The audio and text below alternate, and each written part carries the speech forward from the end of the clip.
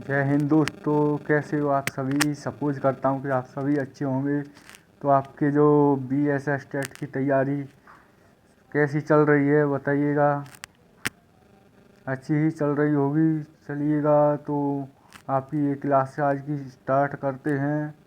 और ये Saurabh study point की तरफ से आपके माता पिता को प्रणाम। चलिएगा तो क्वेश्चन नंबर आपका फर्स्ट देखते हैं।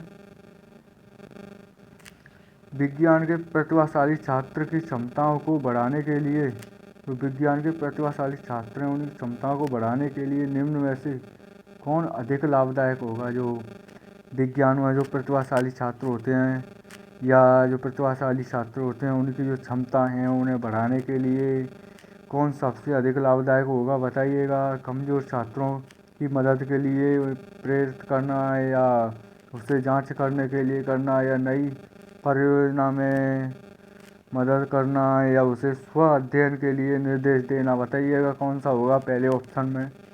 आंसर दीजिएगा जल्दी से जल्दी और सभी आंसर देते जाइएगा। इसमें आपका होगा नई परियोजनाओं में उसकी मदद करने के लिए। जो प्रतिभाशाली बालक है तो उसकी उस क्षमताएँ हैं उन्हें हम बढ़ाना चाहते हैं प्रतिभाशाली की बालक की। तो उसकी कैसे बढ़ाएंगे। जो नई नई परियोजनाएँ नई नई खोज उनमें उसकी मदद करेंगे। इससे प्रतिभाशाली बालक की और क्षमता और ज़्यादा बढ़ सकती है ना।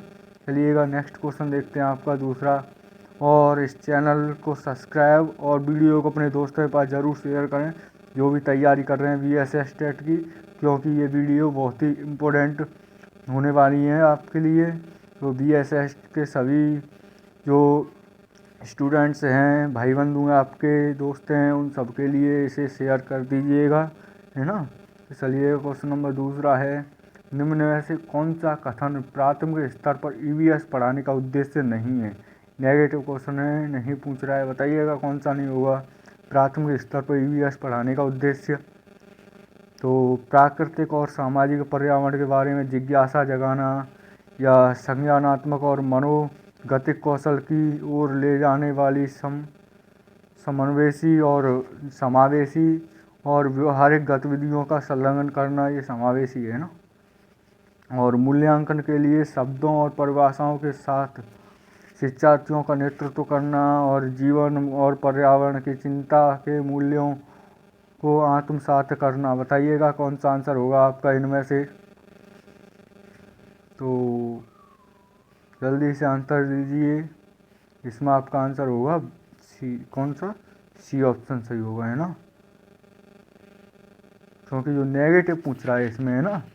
तो मूल्यांकन के लिए शब्दों और परिभाषाओं, अगर परिभाषा शब्द आ गया ये नेगेटिव वर्ड है ना। जो शिक्षण अभिरुचि में जो हमारा पेपर होता है तो स्पेशल टीचर का, उसमें नेगेटिव वर्ड पॉजिटिव वर्ड से भी आप समझ सकते हैं। परिभाषा नेगेटिव वर्ड है क्योंकि ये बिल्कुल पेपर आपका सीटेट के समान ही आता है। जिसकी अगर सीटेट की तैयारी अच्छी है उससे इस पेपर में कोई नहीं रोक सकता, है ना।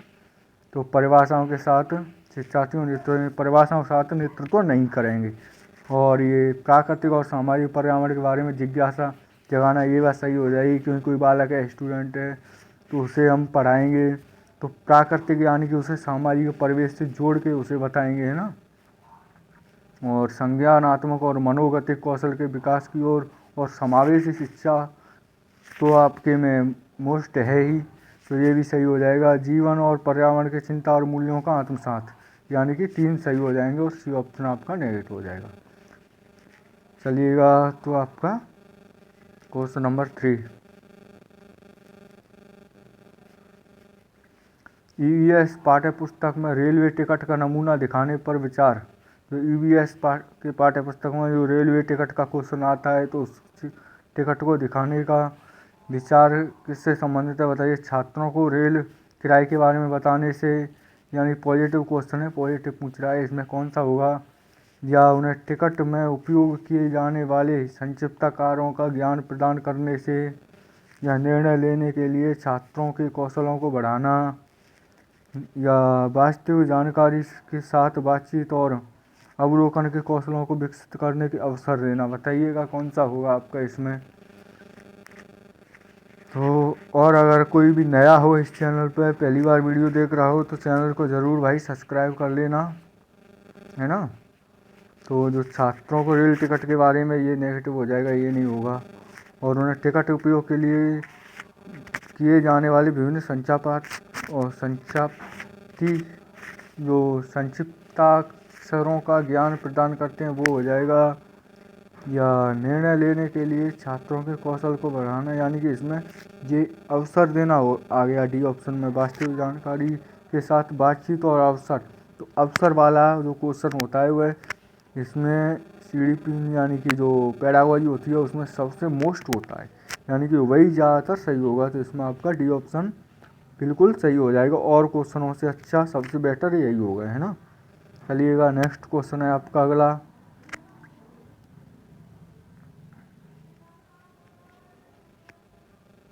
बीज अंकुरण की अवधारणा को सबसे अच्छे तरीके से पढ़ाया जा सकता है। जो बीज अंकुरण की अवधारणा है उसे सबसे अच्छे तरीके से कैसे पढ़ा सकते हैं बताइए। अंकुरित बीज को कक्षा में दर्शाकर और अंकुरण की प्रक्रिया को समझाकर, या बोर्ड पर ड्राइंग के माध्यम से अंकुरण चरणों को प्रस्तुत करके, या बीज बोने के लिए विभिन्न चरणों का पालन करने और उनका चित्र बनाने के लिए कहकर, या बीज अंकुरण की तस्वीर दिखाकर। बताइएगा कैसे कर सकते हैं, कौन सा इसमें आपका सही होगा। तो इसका आपका आंसर होगा सी, है ना। यानी कि बीज बोने के लिए विभिन्न चरणों का पालन करने और उनका चित्र के लिए कहकर, यानी कि जो बीज बोने में कौन से चरण, कैसे बीज बोते हैं, कैसे बीज उगता है, उसके चरणों के बारे में सब बताएंगे। पहले उसका चित्र दिखाएंगे, क्योंकि बीज अंकुरण क्लास में तो कहाँ से लेके आएंगे, तो उसके बारे में बता के समझा सकते हैं, ये सबसे बेस्ट होगा, है ना। चलिएगा नेक्स्ट क्वेश्चन है आपका 5th नंबर।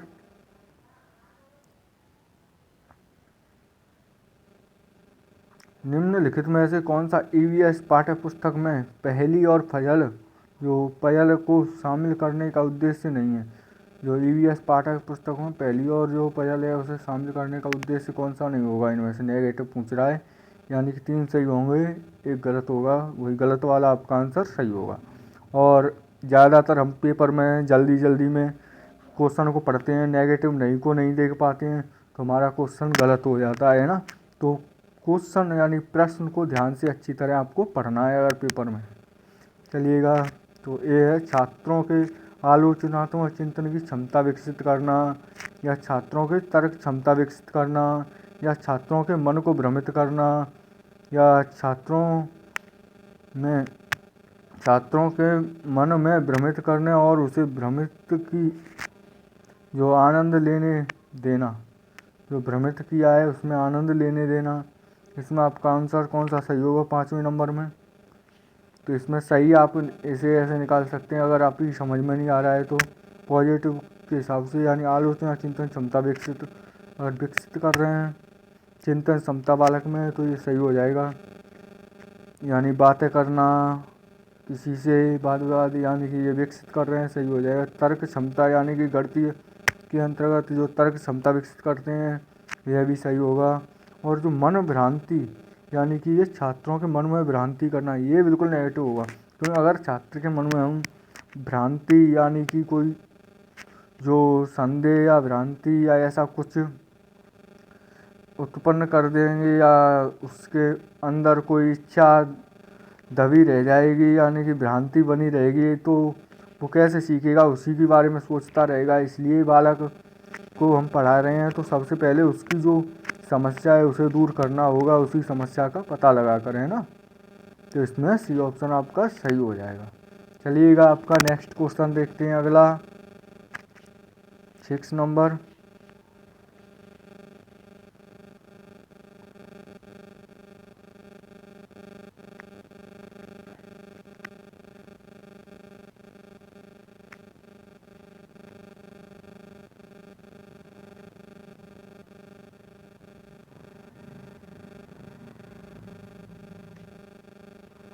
EVS शिक्षक के रूप में आप छात्रों को चिड़ियाघर ले जाने की योजना बनाते हैं।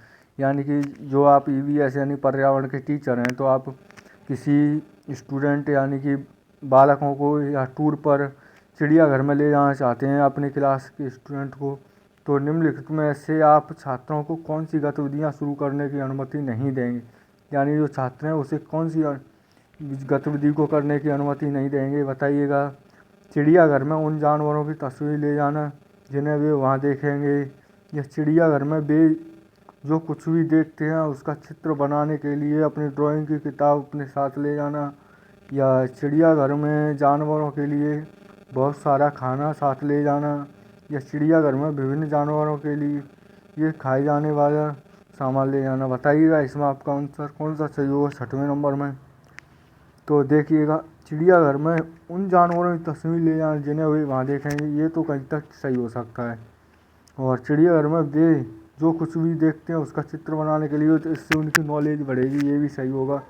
चिड़ियाघर में सामान खाना ले जाना उन जानवरों के लिए ये बिल्कुल नेगेटिव होगा आपका, क्योंकि अगर कोई बच्चा है वह खाना ले जाता है तो शेर को खाना क्या खिलाएगा। अगर शेर को खाना खिलाएगा तो शेर उसे ही नहीं खाएगा, पहले उस खाने को तो देखेगा बाद में।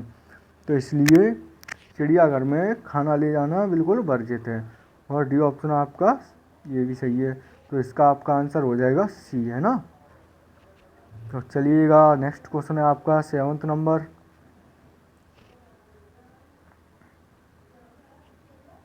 प्राथमिक स्तर पर मूल्यांकन में शामिल होना चाहिए। जो प्राथमिक स्तर पर जो मूल्यांकन में शामिल होता है, क्या होना चाहिए।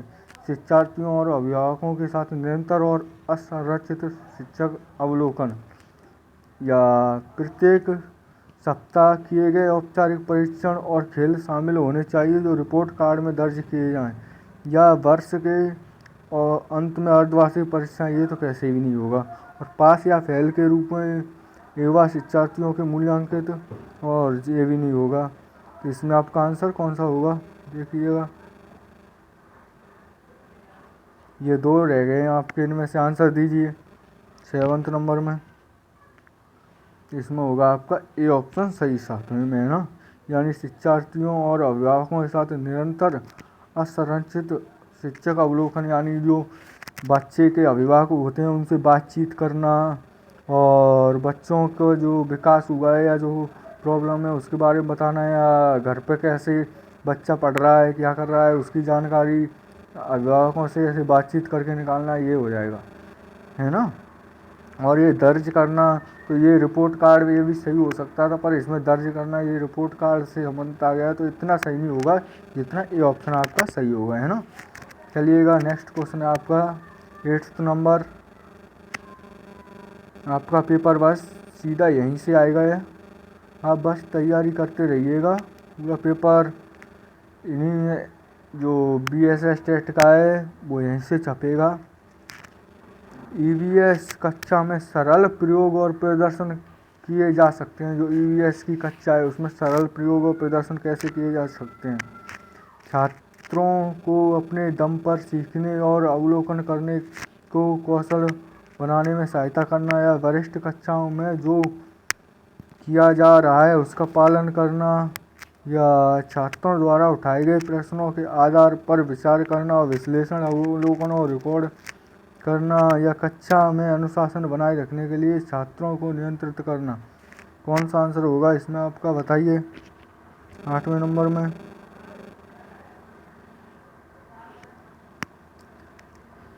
तो जो EVS में सरल और प्रयोग दर्शन में आपका आंसर कौन सा होगा, सबसे बेस्ट होगा आपका इसमें अवलोकन करना। कौन सा होगा, अवलोकन वाला। ये इसमें अवलोकन आ गया तो छात्रों को अपने दम पर सीखने और अवलोकन करने के कौशल को अच्छा बनाने में सहायता करना। यानी कि अगर कोई बालक है, स्टूडेंट है, तो वह अच्छा कैसे सीखे, करके। यानी कि अगर कोई बालक करके सीखता है तो वह स्थायी ज्ञान में चला जाता है। कोई कार्य जो हमारी शिक्षण वृत्ति उसी पर बल देती है ना। नेक्स्ट क्वेश्चन है आपका अगला 9th नंबर।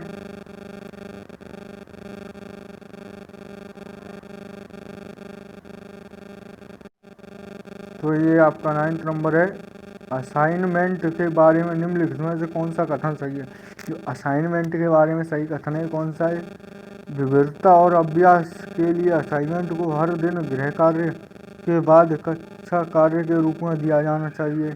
यह असाइनमेंट मूल्यांकन एकमात्र तरीका होना चाहिए यह असाइनमेंट शिक्षार्थियों को जानकारी हासिल करने और स्वयं के विचारों का निर्माण करने और स्पष्ट करने का अवसर प्रदान करना चाहिए। या माता पिता भाई बहन द्वारा उनकी प्रतिभा के आधार पर असाइनमेंट किया जाना चाहिए। बताइएगा इसका आंसर कौन सा होगा। और अगर आपने अभी तक चैनल सब्सक्राइब नहीं किया है तो इस चैनल को ज़रूर सब्सक्राइब कर लीजिए, क्योंकि अगली क्लास की नोटिफिकेशन आपको जैसे ही आएगी तो तुरंत मिल जाएगी, है ना। तो चैनल को सब्सक्राइब और वीडियो को लाइक कर लीजिए और अपने दोस्तों के पास शेयर कीजिए। बताइएगा इसका आंसर कौन सा होगा 9th नंबर का आपका। तो इसमें होगा आपका सी ऑप्शन सही। असाइनमेंट शिक्षार्थियों को जानकारी हासिल करने और अपने स्वयं के विचारों का निर्माण करने और उन्हें स्पष्ट करने के अवसर देता है। तो जो अवसर देना शब्द आ जाता है, अवसर देना, वह सबसे ज़्यादा पॉजिटिव आंसर होता है, वही सबसे ज़्यादा अच्छा आंसर होगा आपका, है ना। और गृह कार्य ये नेगेटिव हो जाएगा आपका। असाइनमेंट मूल्यांकन नेगेटिव हो जाएगा इसमें। माता पिता ये भी नेगेटिव, इसमें सी ऑप्शन आपका सही। चलिएगा नेक्स्ट क्वेश्चन है आपका। मानचित्रों को पढ़ाने के लिए आवश्यक कौशल में शामिल है। जो मानचित्रों पढ़ाने के लिए आवश्यक कौशल में शामिल है, क्या शामिल है बताइए। उत्कृष्ट ड्राइंग और पेंटिंग कौशल, या एक ग्लोब की गणना और रेखाओं की स्थिति का उपयोग है। अर्थपूर्ण क्षमता निर्माण के लिए उत्कृष्ट संचार क्षमता, या स्थान दूरी और दशाओं के सापेक्ष स्थिति और समझ की क्षमता। बताइए कौन सा आंसर होगा इसमें आपका 10 नंबर में। मानचित्रों को पढ़ाने के लिए ये कौन सा आवश्यक कौशल है, तो इसमें होगा आपका डी ऑप्शन सही, यानी स्थान दूरी और दिशाओं के सापेक्ष की स्थिति की समझदारी की क्षमता, जो समझ की क्षमता है वही डी ऑप्शन आपका सही होगा। यानी कि मानचित्र पढ़ा रहे हैं तो उसे स्थान की, दूरियों की, दिशाओं की, कौन सी यह मानचित्र में कौन सा शहर कहाँ पे है, कौन सा जिला कहाँ पे है, राज्य कहाँ पे, ये सब जानकारी होना चाहिए। तो इसमें डी ऑप्शन आपका सही हो जाएगा। चलिएगा आपका नेक्स्ट क्वेश्चन देखते हैं।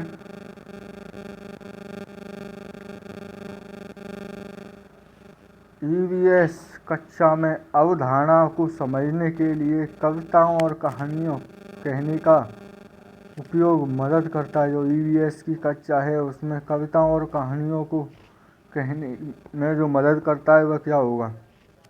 पाठ को सुखद और रोचक बनाने में, विश्वसनीय और वैश्विक स्तर पर दुनिया की प्रकृति कल्पना करने और उसका पता लगाने की छात्रों की क्षमताओं को बढ़ावा देना, और शिक्षार्थियों के बीच भाषा और सांस्कृतिक विविधता का ख्याल रखना, और छात्रों की दर्ज को सही दिशा में ले जाना। इनमें कौन सा आंसर होगा आपका 11 नंबर में बताइएगा।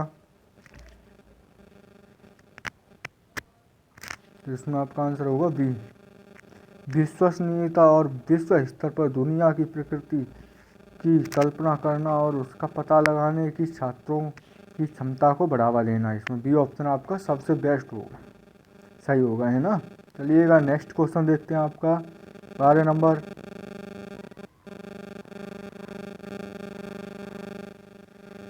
वीडियो अच्छी लग रही हो तो वीडियो को लाइक और चैनल को सब्सक्राइब जरूर कर लीजिएगा, बस आपसे यही हमारा निवेदन है। चलिए ईवीएस कक्षा को जो विद्यार्थी है उसके हाथों पर गतिविधियों और जांच में शामिल करना चाहिए, क्योंकि इससे उसे मदद मिलती है। किसमें मिलती है, अपने वातावरण में स्वतंत्र रूप से घटनाओं का अन्वेषण करें, या विज्ञान सीखने के लिए प्रयोगशाला से संबंधित कौशल विकसित करने में, या वैज्ञानिक अवधारणा को बेहतर तरीके से जाने और विषय में रुचि का विकास। किससे मिलती है बताइएगा। 12 का आंसर आपका कौन सा सही होगा, तो इसमें आपका आंसर होगा ये, अपने वातावरण को स्वतंत्र रूप से घटनाओं का अन्वेषण करें। ये ऑप्शन आपका सही हो जाएगा। चलिएगा नेक्स्ट क्वेश्चन है आपका।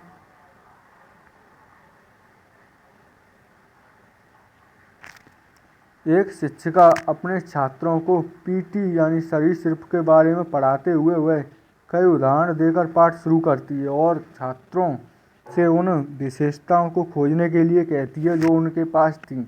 यह उपयोग कर सकती है प्रेरक दृष्टिकोण, या डिडक्टिव अप्रोच, या इंडक्टिव डिडक्टिव अप्रोच, या डिडक्टिव इंडक्टिव अप्रोच। किसका उपयोग कर सकती है एक छात्रा, वो शिक्षिका। बताइएगा 13 नंबर में। इसमें आपका आंसर होगा ए, प्रेरक दृष्टिकोण में। ये ऑप्शन आपका सही होगा। चलिएगा नेक्स्ट क्वेश्चन है आपका अगला।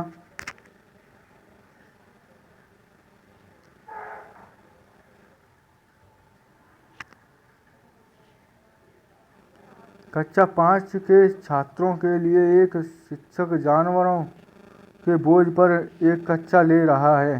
तो चर्चा करने से पहले वह एक वीडियो दिखाती है जहां एक गधा सामान से भरा हुआ और गधा चलते समय लंगड़ा कर चलता है और शिक्षक अपने छात्रों से चर्चा करने की कोशिश कर रहा है। तो कैसे करेगा? गधे की उपयोगिता, गधे का उपयोग और परिवहन के लिए किया जा सकता है या पशुओं का अधिभार और शोषण। कौन सा आंसर होगा इसमें आपका सही? 14 नंबर में इसमें होगा आपका पशुओं का अधिभार, जो पशुओं का अधिभार और शोषण। सी ऑप्शन सही होगा। इस पर चर्चा कर सकता है एक शिक्षक, है ना, जो कक्षा 5 के छात्रों के लिए शिक्षक जानवरों के बोझ पर एक कक्षा ले रहा है और चर्चा करने से पहले वह एक वीडियो दिखाता है जिसमें गधा सामान ढो रहा है। तो इसमें आपका सी ऑप्शन सही होगा। चलिएगा आपका नेक्स्ट क्वेश्चन है।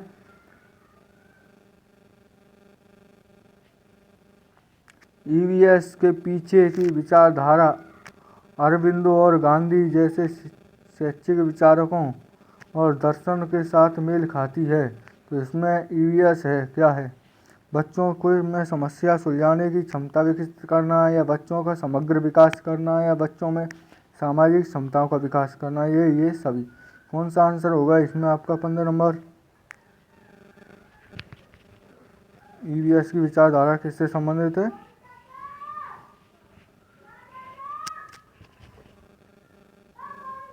बच्चों का समग्र विकास सही हो जाएगा।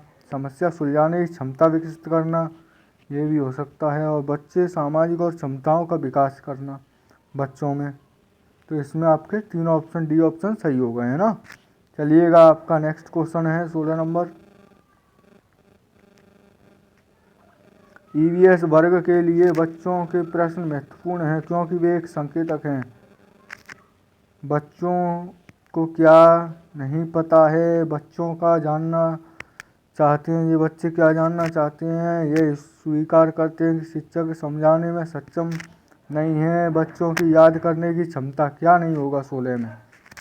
बताइएगा। तो इसका आंसर होगा आपका बी ऑप्शन। कौन सा होगा? बी। बच्चों को क्या जानना चाहते हैं, है ना। नेक्स्ट क्वेश्चन है आपका अगला।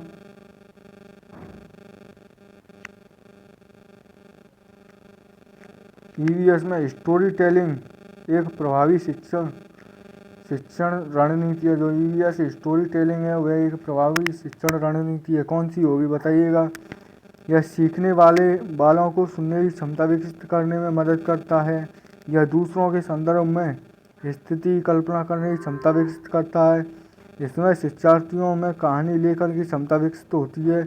यह पाठ को बहुत रोचक बनाता है। कौन सा होगा 17 में आपका आंसर? ईवीएस में स्टोरी टेलिंग का प्रभावी शिक्षण कौन सा होगा? तो यह दूसरों के संदर्भ में स्थिति कल्पना करने की क्षमता विकसित करती है। यानी कोई स्थिति पैदा हो गई या कोई समस्या पैदा हो गई तो बालक में उसकी क्षमता विकसित करती है ना, उसे सुलझाने की, उससे कैसे बचा जाए, ये करिएगा, उससे कैसे निपटाया जाए कोई समस्या को। चलिए नेक्स्ट क्वेश्चन है आपका 18 नंबर। एक प्राथमिक शिक्षक बच्चों के साथ ईवीएस कक्षा में विभिन्न फसल त्योहार पर चर्चा कर रहे हैं। यह उनकी मदद करेगा। कोई प्राथमिक यानी 1 से 5 तक की कक्षा का टीचर है, जैसे आप बहुत सारे प्राइमरी के होंगे, कुछ इसमें बीएड वाले भी होंगे। तो जो प्राथमिक जो टीचर है वह कक्षा में विभिन्न फसलों और त्योहारों पर चर्चा कर रहा है। तो वह कैसे मदद करेगा, यानी कैसे बच्चों को पढ़ाएगा सिखाएगा। इन त्योहारों के बारे में जानना, या हमारे देश में कटाई की प्रक्रिया के संबंध में मौजूद विविधता या उनके अनुभवों को अर्थ प्रदान करके। बताइएगा कौन सा होगा 18 नंबर में आपका। तो ईवीएस हम पढ़ाएंगे त्योहारों के बारे में और फसल के बारे में। तो इसमें आपका आंसर डी होगा, यानी ए और बी दोनों सही हो जाएंगे, है ना। डी यानी कि त्योहारों के बारे में जानना और हमारे देश में कटाई की प्रक्रिया के संबंध में मौजूद विविधता के बारे में जानना है ना। चलिएगा, आपका नेक्स्ट क्वेश्चन है 19 नंबर। वीडियो अच्छी लग रही हो तो वीडियो को लाइक और चैनल को सब्सक्राइब जरूर कर लीजिएगा। विज्ञान ज्ञान का एक गतिशील शरीर है। जो विज्ञान है वह ज्ञान का गतिशील शरीर है। कैसे है? इसमें वैज्ञानिक प्रक्रिया शामिल है, यह समय के साथ बदलता है, इसमें रचनात्मक लोग शामिल हैं, इसका विस्तार होता है। कैसे है? किससे संबंधित होगा? ये कौन सा होगा इसमें आपका आंसर 19 नंबर में बताइए। तो इसमें होगा आपका बी ऑप्शन है ना। यह समय के साथ बदलता रहता है, यानी जो विज्ञान ज्ञान का एक गतिशील शरीर कैसे, यानी विज्ञान है वह ज्ञान इसमें गतिशील कैसे रहता है। विज्ञान गतिशील क्यों है? क्योंकि यह समय के साथ जो विज्ञान परिवर्तित होती रहती है, समय और समाज के साथ, है ना, बदलती रहती है। नेक्स्ट क्वेश्चन है आपका 20 नंबर। विज्ञान के व्यवहारिक कार्यों में छात्र शामिल है। जो विज्ञान का व्यवहारिक कार्य है उसमें छात्र कैसे शामिल होगा? केवल प्रयोगशाला केवल काम करती है, दोनों सामग्री और अप्रत्यक्ष अनुभव जुड़ने, हाथों का अनुभव। तो बताइए कौन सा आंसर होगा इसमें आपका 20 नंबर में। इसमें केवल वाला बिल्कुल नेगेटिव हो जाएगा, क्योंकि प्रयोग वाला बिल्कुल गलत होता है। और इसमें भी केवल हो गया, तो हमारी जो शिक्षण वृत्ति है उसमें केवल नेगेटिव माना गया है। पर इसमें ये हो सकता है सी ऑप्शन है, दोनों सामग्रियों और अप्रत्यक्ष अनुभव से जुड़ना, यानी कि जो अप्रत्यक्ष अनुभव होते हैं उनसे जुड़ने से हो जाएगा, है ना। जो व्यवहारिक कार्य शामिल होगा वो सी ऑप्शन होगा इसमें आपका। नेक्स्ट क्वेश्चन है आपका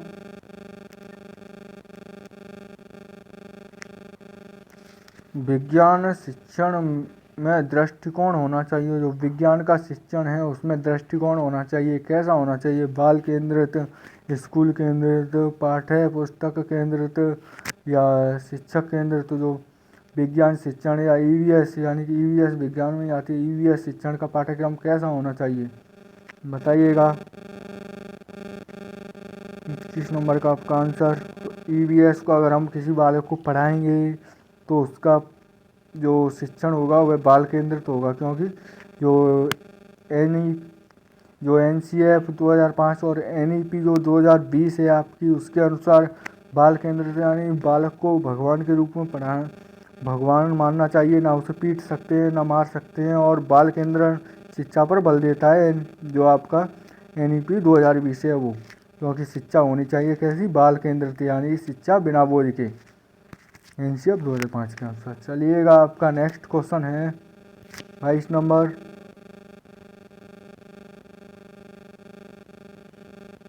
लाल चींटी की चटनी किस राज्य में प्रसिद्ध है? जो लाल चींटी की चटनी है वो कौन से राज्य में खाई जाती है बताइएगा। आंसर राजस्थान, छत्तीसगढ़, झारखंड या मध्य प्रदेश। कौन सा होगा इसमें आपका उत्तर?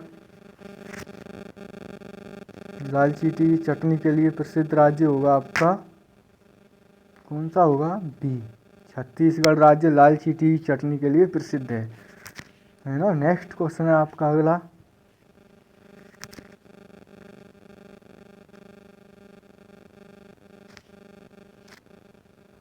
मधुमक्खी में कौन सा अम्ल पाया जाता है? कौन सा अम्ल पाया जाता है मधुमक्खी में बताइएगा। एसीटिक अम्ल, फार्मिक अम्ल या टैनिक अम्ल या टार्टिक अम्ल। कौन सा अम्ल मधुमक्खी में पाया जाता है? Answer, give me your answer please. तो इसमें पाया जाता है आपका फार्मिक अम्ल। बी ऑप्शन आपका इसमें सही होगा, है ना। चलिएगा, नेक्स्ट क्वेश्चन देखते हैं आपका।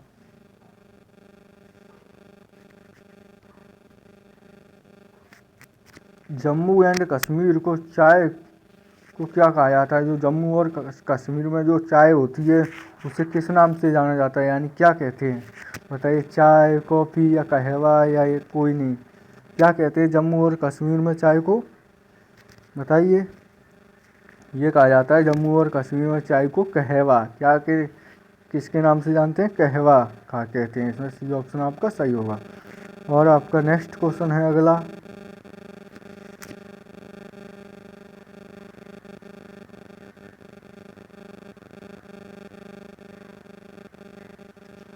3 राज्यों का वह समूह जिनके किसी किनारे पर बंगाल की खाड़ी है कौन सा होगा? जो 3 राज्यों का समूह है जिसके किनारे पर बंगाली खाड़ी है, ऐसा कौन से 3 राज्य हैं जो बंगाली खाड़ी से लगे हुए हैं? यानी कि बंगाली खाड़ी से लगे हुए राज्यों को आपको बताना है, तो कौन सा होगा इसमें आपका आंसर बताइएगा। तो ये होगा आपका सी। कौन सा होगा? सी, है ना। ये उड़ीसा और आंध्र प्रदेश और तमिलनाडु बंगाल की खाड़ी पर स्थित है ना। नेक्स्ट क्वेश्चन है आपका, इसमें मानचित्र की जानकारी जैसे अच्छी होगी वो इस क्वेश्चनों का आंसर दे सकता है। नेक्स्ट क्वेश्चन देखिएगा आपका अगला आ गया। वीडियो अच्छी लग रही हो तो वीडियो को लाइक ज़रूर कर लीजिएगा, क्योंकि बहुत सारे लोग देख रहे हैं और लाइक नहीं कर रहे हैं, तो लाइक कर लीजिए और चैनल को सब्सक्राइब भी कर लीजिए। चलिएगा, घटपर्णी शिकारी पौधे या पिक्चर प्लांट जो कीट और मेंढक तक को फंसाकर खा सकता है, हमारे देश के एक पूर्वी राज्य में पाया जाता है। कहाँ पाया जाता है? हमारे देश में। जो घटपर्णी पौधा है जो चूहों को, मेंढक को, कीड़े मकोड़ों को एक विशेष प्रकार की गंध छोड़ता है। वो उसकी आकृति एक घड़े के समान होती है, तो एक विशेष प्रकार की गंध छोड़ेगा जिससे उस गंध को अच्छी सुगंधित, तो उससे सूंघकर जो चूहे मेंढक वगैरह उसमें जाएंगे तो उसका ढक्कन बंद हो जाएगा, उसमें फंस जाएंगे और उन्हें मारकर खा जाता है। तो ऐसा कहाँ पे पाया जाता है? ये पौधा हमारे देश में पाया जाता है, बताइएगा। ये नाइट्रोजन, जहाँ पे N2 की नाइट्रोजन की कमी होती है उस जगह पाया जाता है। बताइए कौन सी जगह पाया जाएगा? तो ये आपका पाया जाता है कहाँ पे? मेघालय में। कहाँ पाया जाएगा? मेघालय में ना। बी ऑप्शन इसमें आपका सही होगा, मेघालय में पाया जाता है। नेक्स्ट क्वेश्चन है आपका अगला,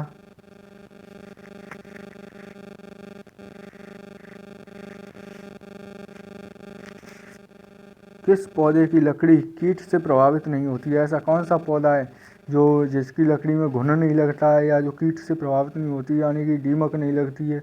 आम की, बबूल की, सिनकोना की या खेजड़ी की? बताइएगा कौन सा आंसर होगा इसमें आपका।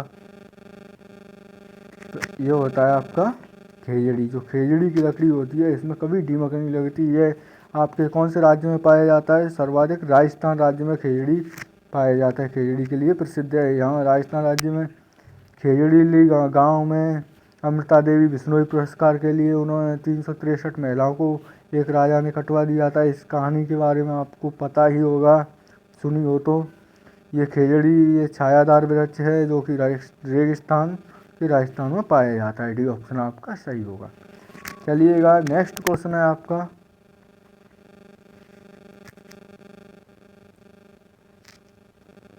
शहद मधुमक्खी का पालन करना क्या कहलाता है?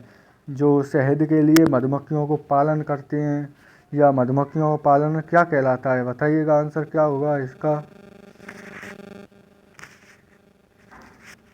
कौन सा आंसर होगा इसमें आपका सही? होगा आपका एपीकल्चर। जो मधुमक्खियों का पालन होता है वह कहलाता है एपीकल्चर, है ना। एपीकल्चर कहलाता है। और जो सेरीकल्चर क्या कहलाता है? पिसीकल्चर क्या कहलाता है? बताइए।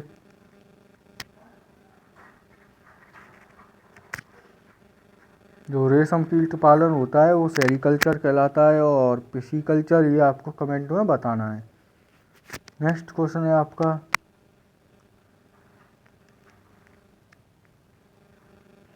कुचिपुड़ी नृत्य निम्नलिखित में से किस राज्य से संबंधित है? जो कुचिपुड़ी नृत्य किया जाता है ये कौन से राज्य से संबंधित है? बताइए। आंध्र प्रदेश, उत्तर प्रदेश या उड़ीसा या असम? कुचिपुड़ी नृत्य कहाँ का है बताइएगा, उत्तर दीजिए। तो ये होगा आपका आंध्र प्रदेश। कुचिपुड़ी अंधा आदमी, इस ट्रिक से इसे याद रख सकते हैं। आंध्र प्रदेश कुचिपुड़ी नृत्य, है ना। चलिएगा, नेक्स्ट क्वेश्चन और लास्ट एंड फाइनल,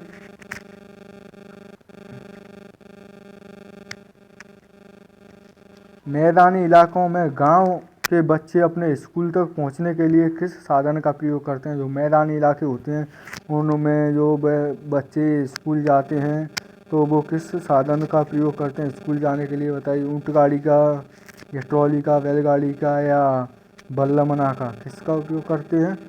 तो इसमें आपका आंसर कौन सा होगा, जल्दी से बताइएगा। तो इसमें होगा आपका सी, बैलगाड़ी। जो मैदानी क्षेत्र होते हैं, जो मैदानी इलाके होते हैं, उनमें बैलगाड़ियाँ चलती हैं।